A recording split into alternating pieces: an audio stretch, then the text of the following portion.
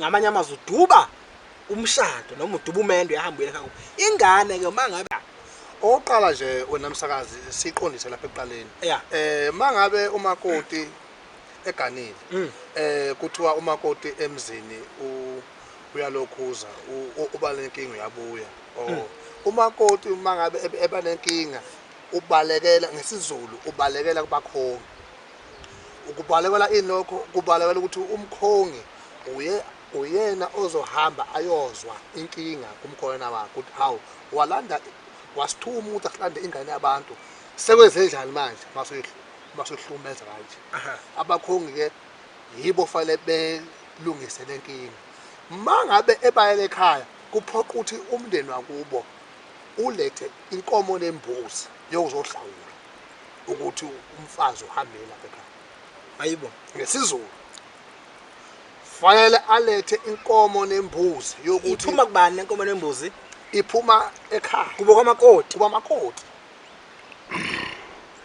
kuba amakoti umakoti fanele masebuya lapha ekhaya ngoxolo yebo nomndeni wakhe lo ebemele uyoma ngaphandle komuzi walagale khona nenkomo nembuzi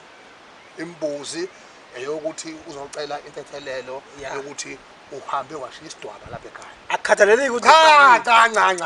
akhathalekile isidwaba lapha ekhaya usigumulile wasishiya hey madoda wadekela umuzi uzocela uxolo yena ke ake sizwe ke nangi naye emakoti ngoba naye ngathi uyangena lolu daba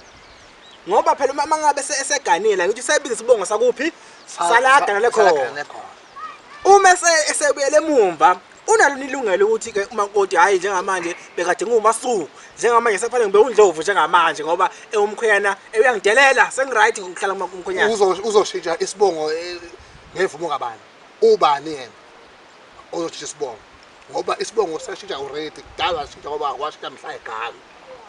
isiphi isibongo manje sesipile ufuna sishintsha ngoba yena fanele alethe imbuzi lenkomo lapha ekhaya uzoxolisa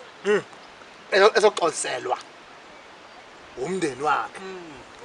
fanele azoxoliselwa lo muntu ukuthi ke